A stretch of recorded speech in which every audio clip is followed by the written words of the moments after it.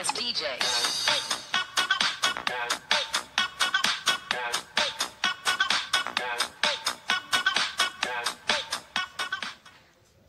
Assalamualaikum warahmatullahi wabarakatuh. Halo semua, jumpa lagi dengan saya Septina Praditya Malik dari kelas 11 MIPA 1 nomor absen 29. Nah teman-teman, pada kesempatan kali ini saya ditemani oleh Caca. Assalamualaikum semua. Oke teman-teman, pada video kali ini kita ingin mengajak teman-teman semua untuk belajar bersama tentang materi perpindahan kalor. Yuk langsung saja kita belajar. Teman-teman ada yang tahu apa itu kalor? Kalor itu panas kan? Yap, betul sekali, Ca.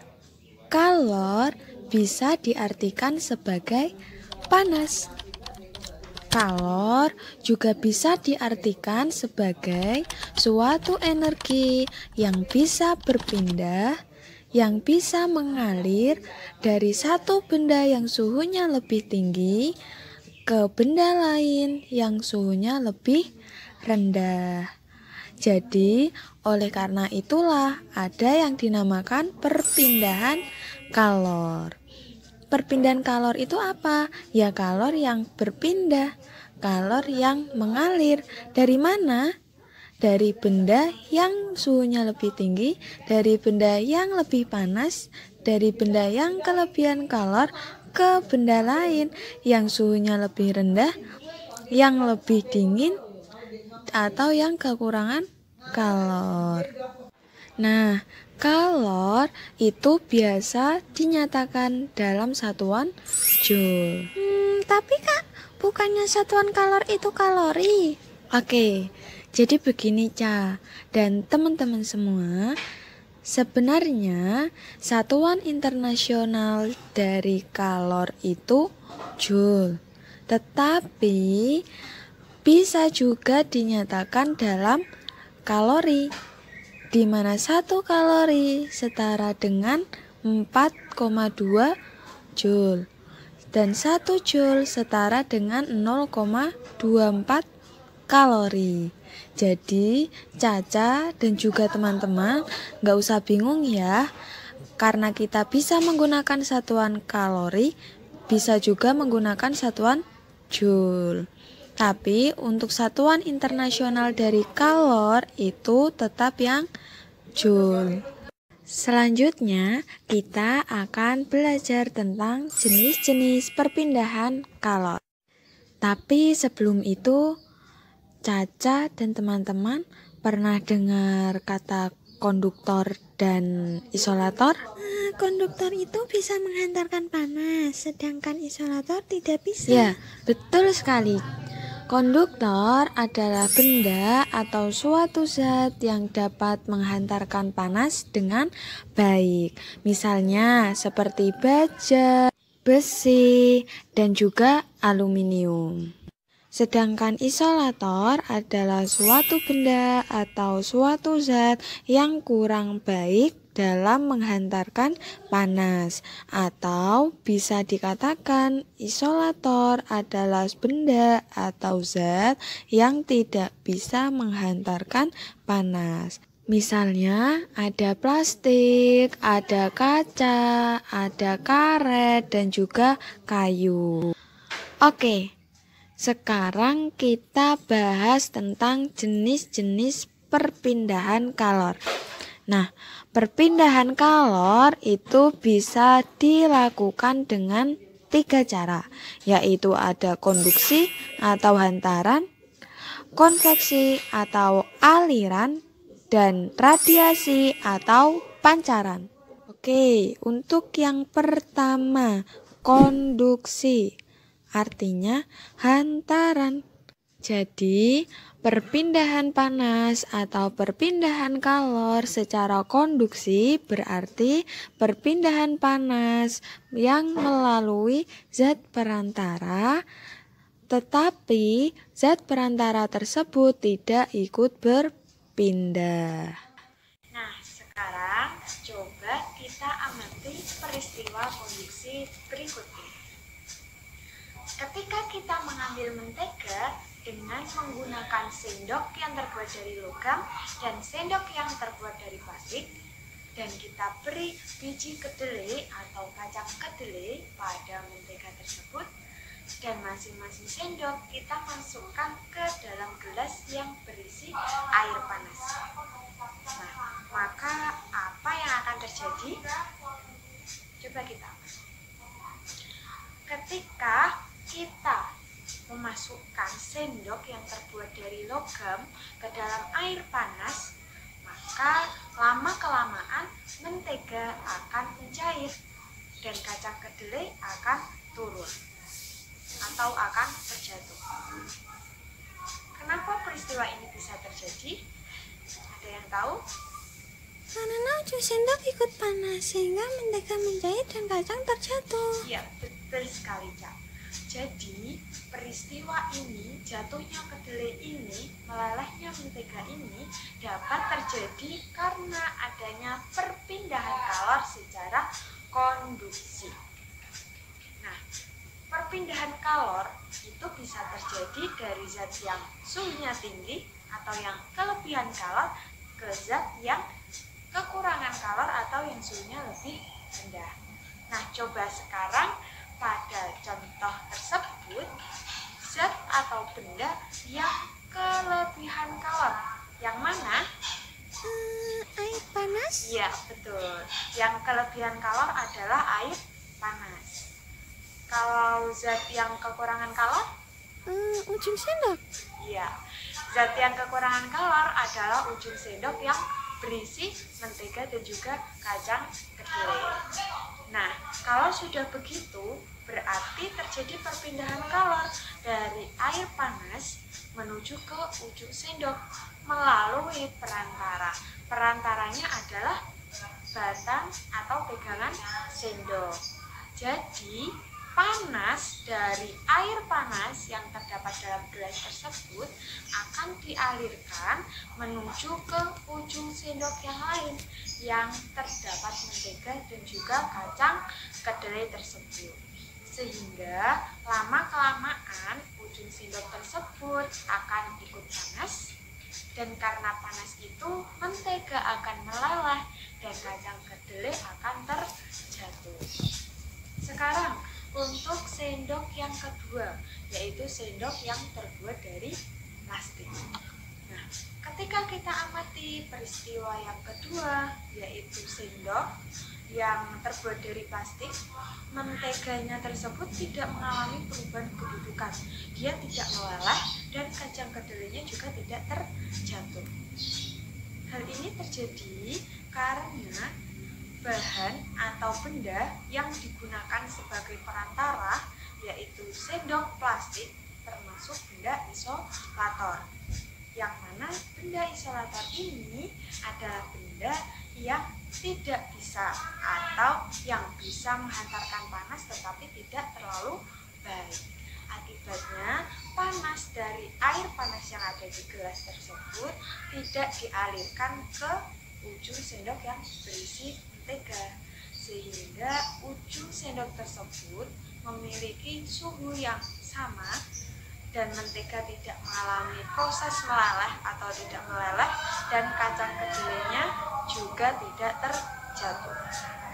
Nah, teman-teman, selain dari contoh tersebut, peristiwa konduksi juga dapat kita jumpai pada saat kita membakar salah satu ujung besi atau pada saat memanaskan ujung besi.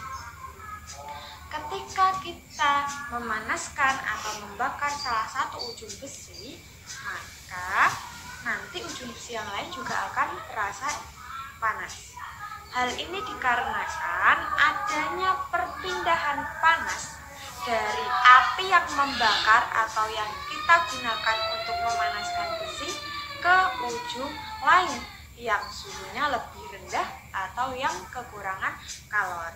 Sehingga lama-kelamaan besi yang lain yang tidak dipanaskan tersebut juga akan ikut panas.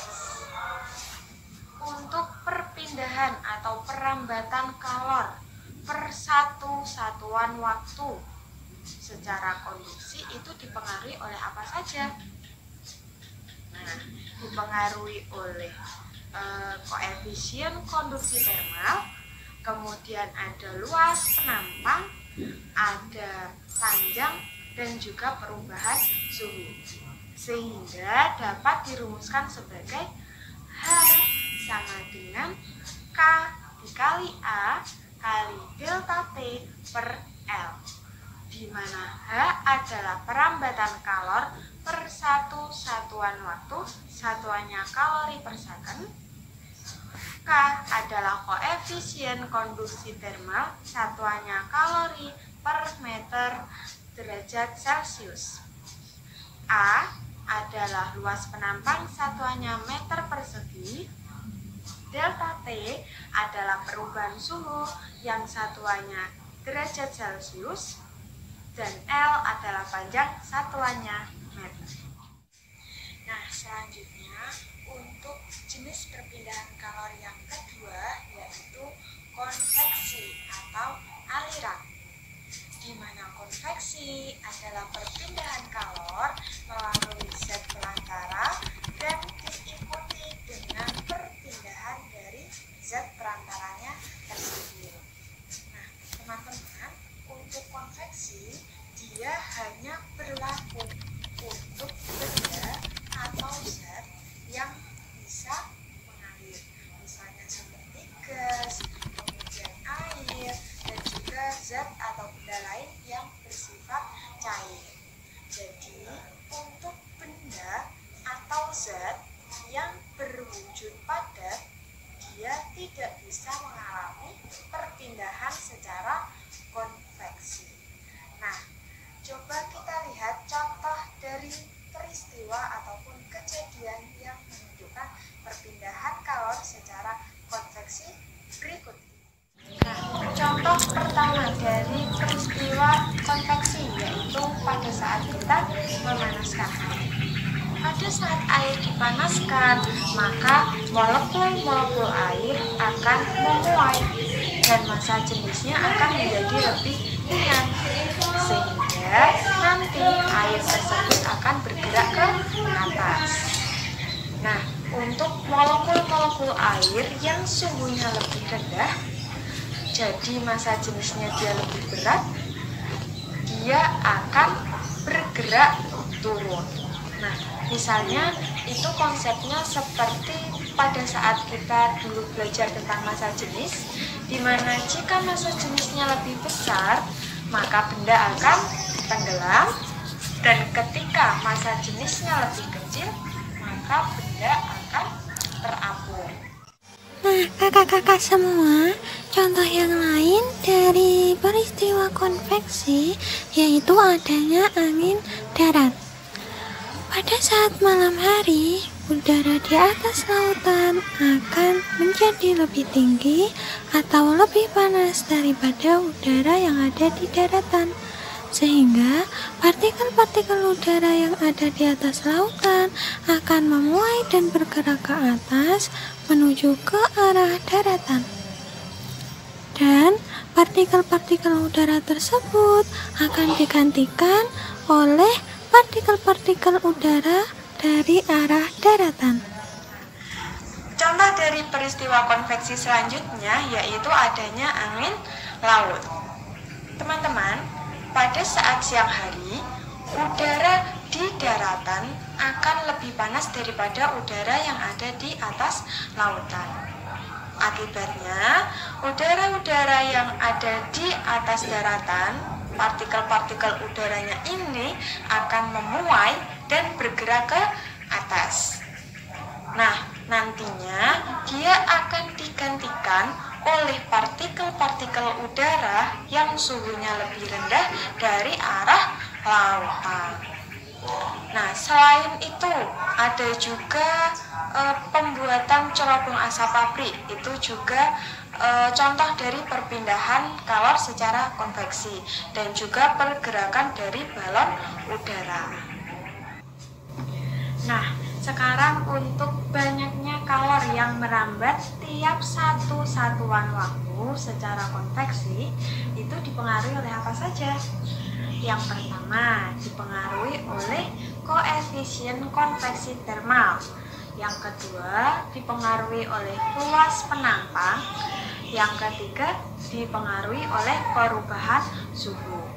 Jadi, besarnya perambatan kalor secara konveksi tiap satu satuan waktu dapat dirumuskan sebagai H besar sama dengan H kali A kali delta T, di mana H besar adalah Perambatan kalor tiap satu satuan waktu, satuannya kalori per second. H kecil adalah koefisien konveksi termal, satuannya kalori per meter derajat Celcius. A adalah luas penampang, satuannya meter persegi, dan delta T adalah perubahan suhu, satuannya derajat Celcius. Nah, untuk jenis perpindahan kalori yang ketiga yaitu radiasi atau pancaran. Perpindahan kalor secara radiasi adalah perpindahan kalor tanpa melalui zat perantara. Nah, alat yang digunakan untuk mengetahui adanya radiasi disebut termoskop. Nah, perlu diketahui juga nih teman-teman, bahwa benda yang permukaannya berwarna hitam kusam lebih baik dalam memancarkan dan menyerap kalor daripada benda yang permukaannya berwarna putih mengkilap. Nah, sekarang coba kita amati bersama contoh dari peristiwa radiasi berikut ini. Contoh dari peristiwa perpindahan kalor secara radiasi yang pertama adalah adanya api unggun. Nah, kakak-kakak, pada video tersebut terlihat dua orang anak sedang menghangatkan tubuh mereka dengan menggunakan api unggun. Nah, hal ini memanfaatkan perpindahan kalor secara radiasi. Tangan dari anak-anak tersebut yang didekatkan kepada nyala api akan terasa hangat. Begitu juga dengan tubuh mereka. Contoh selanjutnya yaitu adanya sinar matahari. Saat kita keluar rumah dengan menggunakan baju hitam saat siang hari, maka tubuh kita akan terasa panas. Hal ini dikarenakan baju yang kita gunakan menyerap kalor dari sinar matahari. Sedangkan pada malam hari, ketika kita keluar menggunakan baju berwarna hitam, maka kita akan merasa kedinginan. Hal ini dikarenakan baju yang kita gunakan menyerap kalor dari tubuh kita. Nah, tadi untuk contoh-contoh dari peristiwa yang menunjukkan perpindahan kalor secara radiasi sudah kita pelajari. Sekarang tentang banyaknya kalor yang dipancarkan secara radiasi tiap satuan luas dan tiap satuan waktu itu dipengaruhi oleh ada emisivitas, kemudian konstanta dari Stefan Boltzmann, luas penampang, dan juga suhu mutlak. Jadi, kalori yang dipancarkan secara radiasi tiap satuan luas satuan waktu dapat dirumuskan sebagai H sama dengan E kali sigma kali A kali T pangkat 4, di mana H adalah perambatan kalor tiap satuan waktu, kemudian E adalah emisivitas, sigma adalah konstanta dari Stefan Boltzmann, A adalah luas penampang, dan T adalah suhu mutlak satuannya Kelvin. Oh iya, untuk emisivitas, kalau dia merupakan benda hitam, maka emisivitasnya sama dengan 1.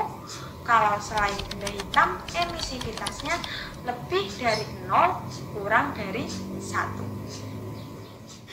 Untuk mengenali perpindahan kalor baik secara konduksi, konveksi maupun radiasi, ada beberapa perbedaan yang dapat kita analisis. Yang pertama yaitu dari segi pengertian. Konduksi adalah perpindahan panas akibat sentuhan langsung dua buah objek. Konveksi adalah perpindahan panas yang terjadi karena perpindahan molekul, dan radiasi adalah perpindahan panas oleh gelombang elektromagnetik tanpa melibatkan partikel. Perbedaan selanjutnya yaitu dari segi sebab. Konduksi disebabkan oleh perbedaan suhu antara dua buah objek yang bersentuhan. Konveksi, perbedaan massa jenis atau kepadatan fluida, sedangkan radiasi terjadi karena benda tersebut bersuhu di atas 0 Kelvin. Perbedaan yang ketiga yaitu medium. Konduksi, mediumnya melalui zat padat. Konveksi melalui zat cair atau fluida, sedangkan radiasi tidak melalui medium. Perbedaan yang keempat yaitu dari segi proses, di mana konduksi, panas berpindah dari satu partikel ke partikel yang lain dengan cara merambat tanpa terjadi pertukaran partikel. Untuk yang konveksi, perpindahan panas yang terjadi saat partikel dipanaskan, di mana partikel tersebut akan bergerak menjauhi sumbernya, dan partikel yang lebih dingin akan bergerak mendekati sumber panas. Hal ini berarti panas dibawa dan juga disebarkan oleh partikel. Untuk yang radiasi, panas dibawa oleh gelombang elektromagnetik menuju sumber panas. Radiasi ini juga dapat dikatakan sebagai pemancaran energi panas. Perbedaan yang kelima yaitu dari segi kecepatan. Konduksi berjalan dengan sangat lambat, konveksi berjalan dengan cepat, sedangkan radiasi berjalan dengan sangat cepat. Untuk perbedaan selanjutnya yaitu dari segi contohnya. Konduksi contohnya terbakarnya benda oleh api, baju yang disetrika, knalpot motor yang panas, gelas yang panas setelah diisi air panas, dan merambatnya panas pada logam. Untuk contoh konveksi yaitu pergerakan naik turunnya air saat mendidih, mendidihnya minyak, balon udara yang bergerak, udara di sekitar radiator yang panas, dan terjadinya angin panas maupun angin dingin. Untuk yang radiasi, contohnya adalah pancaran sinar matahari, pancaran lampu yang hangat, rasa hangat dari api unggun dan lilin, serta rasa hangat ketika kita berada di dekat benda yang panas. Oke teman-teman, sebelum video ini kita akhiri, teman-teman pasti tahu kan lagu Gundul-Gundul Bajul? Pada kesempatan kali ini kita akan menyanyikan lagu Gundul-Gundul Bajul, tapi dengan lirik yang sudah dikreasikan menjadi sebuah kesimpulan dari materi pembelajaran yang sudah kita pelajari tadi. Yuk langsung saja kita bernyanyi bersama. Perpindahan kalor itu ada 3. Nomor 1 konduksi atau hantaran, nomor 2 konveksi atau aliran, nomor 3 radiasi atau pancaran. Konduksi dan konveksi lewat perantara, khususnya radiasi tanpa perantara. Konduksi yang perantara tak berpindah, konveksi yang perantaranya berpindah. Oke, sekian dari kami, kurang lebihnya kami mohon maaf. Semoga video ini dapat bermanfaat bagi kita semua. Akhir kata, wassalamualaikum warahmatullahi wabarakatuh.